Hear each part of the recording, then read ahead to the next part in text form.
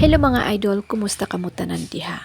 For today's video, ani anapug ko sa inyong atubangan, nagpapansin sa aming ilulutong pagkain. What? For today's recipe is kare-kare.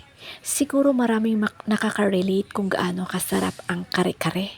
Mas pinasarap at pinaswabe. Paanong hindi magiging paborito ng karamihan ang kare-kare?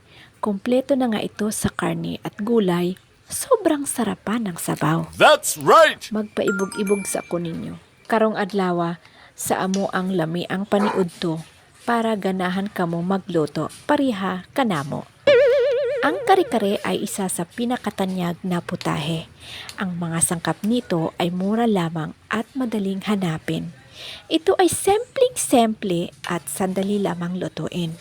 Kalimitang makikita ang putaheng kare-kare sa mga handaan dahil isa ito sa mga nakapagpapasarap sa isang handaan na nagdudulot ng kasiyahan sa tiyan.